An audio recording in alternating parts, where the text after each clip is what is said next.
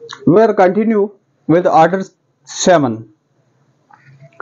आज हम करेंगे ऑर्डर 7 रूल 7 जो बात करता है कि जो रिलीफ है वो क्या चाहिए, कितना चाहिए, उसका कोई अल्टरनेट चाहिए, उसको पूरी तरह स्पेसिफिकली एक्सप्लेन करना, बयान करना, उसकी स्टेटमेंट के उसको स्टेट करना प्लेंट में जरूरी है। और हाँ, अगर कोई रिलीफ जो है वो अमिट हो जाता है तो उसका क्या सर्कमस्टेंस ऑर्डर 2 रूल 2 में हमने देखा। फिर ये कि अगर इन एडवर्टेंटली होता है तो कहाँ लॉ फ्लेक्सिबल भी है। लेकिन कोई भी रिलीफ है जो एक से ज्यादा, जैसे हमने कहा कि एक प्लेंट जो है उसमें एक से ज्यादा रिलीफ जो है वो क्लेम किए जा सकते हैं। तो यहां वो कहता है कि हर रिलीफ को बताइए या आप अल्टरनेट चाहते हैं, अगर वो असल चीज अवेलेबल नहीं है तो वो भी बताइए, और कितने रिलीफ कितना चाहिए, मसलन पोजेशन चाहिए, उसका अल्टरनेट प्राइस किसी की चाहिए अगर स्पेसिफिक परफॉर्मेंस है। तो ये सारी चीजें जो हैं वो एक प्लेंट में एक पूरे तरीके के साथ एक्सप्लेन करना जरूरी है। Every plaintiff shall state specifically the relief which the plaintiff claims, either simply or in the alternates. Again, अगर तो वही जो एग्रीमेंट हुआ वो कह रहे हैं, स्पेसिफिक परफॉर्मेंस की अगर हम बात करते हैं, तो अगर नहीं वो अवेलेबल समझता है प्लेंटिफ तो उसके अल्टरनेट्स जो है वो भी क्लेम कर सकता है। And it shall not be necessary to ask for general or other relief which may always be given as the court may think just। अब यहां थोड़ा सा बात करता है कि कुछ ऐसे रिलीफ भी हैं कि कोर्ट अगर समझती है कि फ्लो के साथ है, जस्ट है, तो वो कोर्ट अवार्ड कर सकती है। उसके लिए प्लेंटिफ का स्पेसिफिकली उनको मेंशन करना जरूरी नहीं है। To the same extent as it had been asked for, and the same rule shall apply to any relief claimed by the defendant in his written statement। Again, हम written statement को भी sometime कहीं written statement भी एक plaint की शक्ल में आती है, कहीं उसमें भी क्लेम होता है, या अगर डिसमिसल है तो वो भी डिसमिसल कहना है, किस हद तक डिसमिसल है तो वो भी कहना है, इन टोटो सूट की डिसमिसल है या किसी एक क्लेम को मानती है, एक का पोर्शन मानते हैं या सारा नहीं मानते, तो ये या उसका कोई फर्दर रिटर्न स्टेटमेंट में क्लेम है तो ये भी रिटर्न स्टेटमेंट में भी उसका रिलीफ जो है वो एक्सप्लेन करना जरूरी है। आगे चलते हैं सर ऑर्डर 7 रूल 8 की तरफ, और जो कहता है जी relief founded on separate grounds. अगर मुख्तलिफ ग्राउंड्स हैं 1 2 4 और हर रिलीफ मुख्तलिफ ग्राउंड्स कंटेन कर रहा है तो उस ग्राउंड्स को एलैबोरेट करना, मेंशन करना भी जरूरी है। Where the plaintiff seeks relief in respect of several distinct claims और causes of action founded upon separate and distinct grounds। एक से ज्यादा ग्राउंड्स है उसके पास, या एक रिलीफ एक ग्राउंड पे डिपेंड करता है और दूसरा रिलीफ दूसरे ग्राउंड पे डिपेंड करता है, तो वो सारी चीजें जो हैं उसे एक्सप्लेन करना जरूरी हैं। They shall be stated as far as may be separately and distinctly, वाज़िया तौर पर अलग अलग और नुमाया तौर पर उसका स्टेट करना जरूरी है। आगे चलते हैं सर, वो कहता है कि ऑर्डर 7 का रूल 9 कहता है कि प्रोसीजर क्या होगा ऑफ एडमिटिंग प्लेंट। प्लेंट को दावा जब जाता है दायर होने के बाद उसकी एडमिशन के लिए क्या तरीकाकार होता है, और वो कोर्ट कब रिसीव करेगी और कब रिफ्यूज कर देगी उसको रिसीविंग के लिए, उसके साथ क्या कुछ कॉपी चाहिए दावे की, उसके साथ क्या कुछ और डॉक्यूमेंटेशन चाहिए, तो उसके बारे में वो बात कर देते। Plaintiff shall endorse on the plaint or annex thereto list of documents if any which he has produced along with it। list of reliance की बात करता है। list of reliance में डॉक्यूमेंट भी जो मेंशन कर रहा है वो जो उसकी पोजेशन में है वो साथ पेश करेगा। the plaintiff shall present with his plaint as many copies on plain papers of the plaint as there are defendants। Again अगर वो कहता है कि डिफेंडेंट्स के मुताबिक वो कॉपीज देगा कितनी प्लेंट्स की, जितने भी डिफेंडेंट है, plus 2 extra copies unless the court by reason of the length of the plaint. हाँ, यहाँ अदालत की डिस्क्रिप्शन है कि कोर्ट समझती है कि प्लेट बहुत लंबी है या नंबर ऑफ डिफेंडेंट की बात करते हैं, तो फिर वो कोर्ट जो है, और द नंबर ऑफ डिफेंडेंट्स की तादाद ज्यादा है या एक ही क्लैन से वो तल्लक रखते हैं, एक ही डिफेंडेंट्स फैमिली से हैं, और for any other sufficient reason, इससे अलावा भी कोई बात करता है कि इमीडिएट नेचर का है, अवेलेबिलिटी नहीं है, permit him to present a like numbers of concise statements of the nature of the claim made or of the relief claimed in the suit, in which case he shall present such statement and draw form of summons and fee for the service thereof। तो जो service fee और वो form है वो भी साथ उसके next होना। Concise statement where the plaintiff sues or the defendant और any of the defendant is sued in a representative capacity।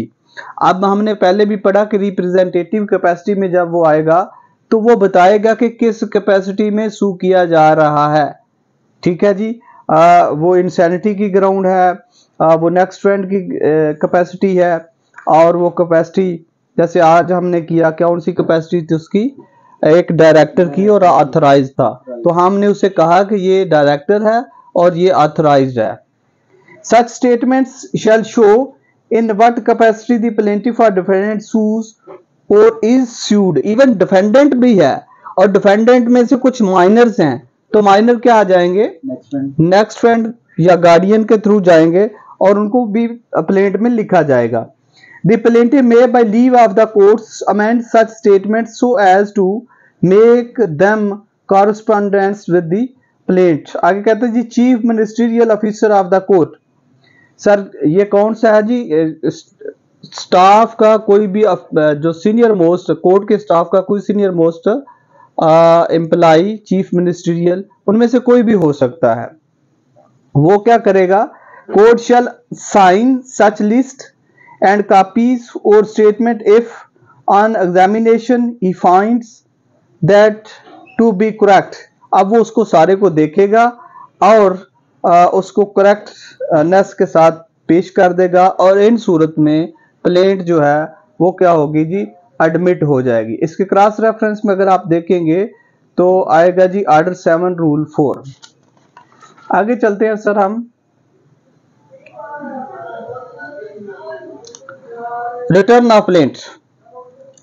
अब ये बहुत अहम है प्रैक्टिकली पॉइंट ऑफ व्यू से कि क्या रिटर्न ऑफ प्लेंट जो है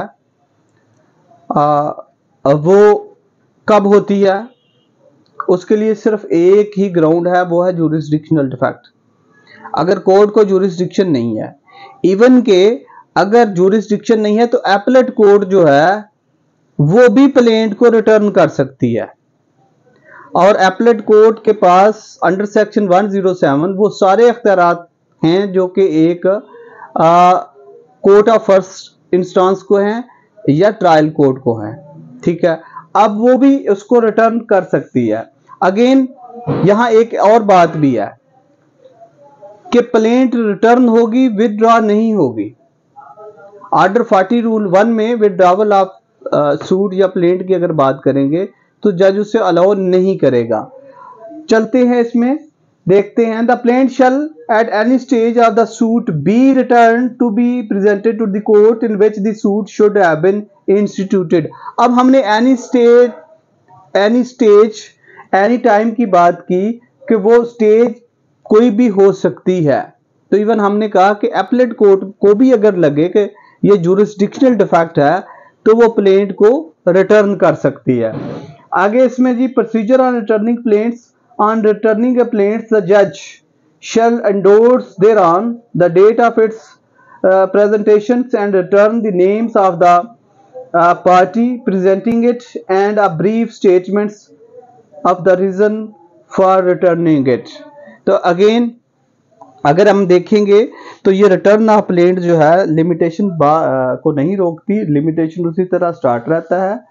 इसको क्रॉस रेफरेंस में अगर हम हाई कोर्ट के रूल एंड वॉल्यूम के साथ देखते हैं तो हाई कोर्ट का rule and orders volume 1 chapter 1 सी इसका रूल 5 है जी। बेसिकली हाई कोर्ट के रूल्स तकरीबन ऐसे ही हैं जैसे कि कमेंट्री और एक्सप्लेनेशन है किसी भी बेर एक्ट के। द जूरी 5 कहता है jurisdiction. The jurisdiction of the court depends upon the natures and value of the suit. अब ये jurisdiction क्या है, उसकी नेचर क्या है, उसकी वैल्यू क्या है। For detailed instructions see chapter 1-2 on jurisdiction of courts and chapter 3 on valuation of suit. If a suit is not within the jurisdiction of the court, the plaintiff must be returned. अब वो ये नहीं कहता कि stay होगी, वो ये भी नहीं कहता कि रिजेक्ट होगी, रिजेक्ट भी नहीं होगी। अलाउ टू विड्रॉवल भी ऑर्डर 40 मतलब है कि विड्रॉ का इसमें भी कोई कॉन्सेप्ट नहीं है और रिजेक्शन का भी। If a suit is not within jurisdiction of the court the plaint must be return in the presence of the presiding officer for presentation to proper court. अब क्या है, रिटर्न क्यों की जाएगी कि जिस कोर्ट को जुरिस्डिक्शन है उस कोर्ट में जाके ये प्लेंट जो है वो पेश हो। In such cases the presiding officer must record on the plaint his reason for returning it along with the other particular mentioned in sub rule 2 of rule 10 of order 7। तो वही हमने देखा जो कि ऑर्डर 7 रूल 10 सब rule 2 की बात करता है। तो यहाँ हाई कोर्ट का जो रूल 5 है volume 1 chapter 1 part C cross reference में आप कह सकते हैं और ये ऑलमोस्ट उसकी कमेंट्री है। सर हमारी वही केस में हुआ है, वो मार्किंग रूम वाला हमने गलत में भेज दिया। हाँ तो देन कोर्ट पे रिटर्न जज के पास चलेगी फिर वापस करेक्ट कोर्ट में आएगी जी। आगे चलते हैं सर हम, और इसमें जो बहुत अगेन एक अहम ऑर्डर 7 का रूल 11 है उसकी तरफ हम जाते हैं और उसे देखते हैं कि ऑर्डर 7 रूल 11 इंतहाई प्रैक्टिकल एक्टिव नहीं प्रोएक्टिव एक रूल था, लेकिन यहाँ इसको थोड़ा सा अमेंड कर दिया गया थ्रू अमेंडमेंट। तो वो इसमें ग्राउंड बताता है जी कि प्लेंट रिजेक्शन की कौन सी ग्राउंड है और प्लेंट कब रिजेक्ट हो सकती है। आगे फिर क्वेश्चन आते हैं कि क्या रिजेक्शन ऑफ प्लेंट जो है वो दोबारा दावा दायर किया जा सकता है या उसके ऊपर ही उसको चैलेंज किया जा सकता है। The plaint shall be rejected in the following cases where it does not disclose the cause of action। ये सर ग्राउंड है, प्लेंट क्या है, cause of action disclose नहीं कर रही, that's the one ground। Second, where the relief claimed is undervalued and the plaintiff on being required by the court to correct the valuation within a time to be affixed by the court failed to do so। अब being under value को straight forward rejection नहीं करेगी, court time provide करेगी कि इसको proper valuate किया जाए। अभी रिसेंट काफी केसेस हमारे वैल्यूएशन के लिए चल रहे हैं जो हम अमेंडेड प्लेंट दाखिल करेंगे उसको प्रॉपर वैल्यूएट करके। अब वैल्यूएशन का मकसद होता है हम जैसे कि हम लिखते हैं for the purpose of court fees and jurisdiction. तो जो ये दोनों चीजों को डिटरमिन करने के लिए अगर वो प्रॉपर वैल्यू नहीं है, रिजेक्शन है लेकिन स्ट्रेट फॉरवर्ड नहीं है, जब अलाउ किया जाएगा या उसे परमिट किया जाएगा या उसे टाइम दिया जाएगा प्लेंटिफ को, अगर वो अमेंड नहीं करता तो देन वो इन्वोक होगी इसकी ग्राउंड जो है। आगे सी कहता है जी where the relief is claimed is properly valued. अब वैल्यू भी ठीक है but the plaint is written upon paper insufficiently stamped and the plaintiff on being required by the court to supply the requisite stamp papers within a time to be affixed by the court fail to do so। Again जी reject हो जाएगी जहां court fees नहीं होगी, stamp paper नहीं होगा। आगे कहता है जी where the suit appear from the statement and the plaint to be barred by any law. ये एक वसी किस्म की ग्राउंड है कि किसी कानून के तहत भी सूट अगर बार है, और ये एक बार कहां आ सकता है, क्या सीपीसी का कोई बार भी हो सकता है? इसे मैंने काफी दफा बताया, सीपीसी का कभी बार हो सकता है कि प्लेंट रिजेक्ट हो जाए। कोई एक ऑर्डर रूल सेक्शन बता दीजिए सर रेस्ट जुडिकाटा लग गई यस, सेक्शन 11 यस, और कोडल बार हो सर। इसे कोडल बार कहेंगे, इस कोड की ही वजह से बार है, ठीक है जी। और विड्रावल अगर परमिशन के साथ नहीं हुई तो देन, तो इसी तरह कुछ और रूल भी प्रोवाइड करते हैं कि ये बार हो जाएगी। आगे सर एक नया रूल इसका इंट्रोड्यूस हुआ, ऑर्डर 7 रूल 11, ये अवेलेबल है किसी के पास? 11A पढ़ दीजिए, एक मिनट में। 11A, अच्छा 11A क्या कहता है जी कि सेपरेट एप्लीकेशन बोर्ड। हाँ, यहाँ सिंपल ये बात करता है, ये पहले नहीं था। पहले ऑर्डर 7 रूल 11 की एक पहले दरखास्त दी जाती थी और उसके डिसीजन के बाद रिटर्न स्टेटमेंट दी जाती थी। अब उसने प्रोहिबिट कर दिया अमेंडमेंट के थ्रू, और ऑर्डर 7 रूल 11A के तहत तो उसने कह दिया कि separate application for rejection of plaint नहीं दी जा सकती। ये सारे ऑब्जेक्शन रिटर्न स्टेटमेंट में लिए जा सकते हैं, जवाब दावे में। और जब जवाब दावे में जब ऑब्जेक्शन लिए जा सकते हैं, इन्हें असर्ट किया जा सकता है, और कोर्ट फर्दर प्रोसीड करने से पहले वो सारे ऑब्जेक्शन जो हैं वो पहले डिसाइड कर सकती है और करने चाहिए। अगर वो रिजेक्शन बनती है तो प्लेंट रिजेक्ट कर सकती है, लेकिन ये ग्राउंड जो हैं वो एक सेपरेट एप्लीकेशन में नहीं, उसी रिटर्न स्टेटमेंट में लेना अब जरूरी है।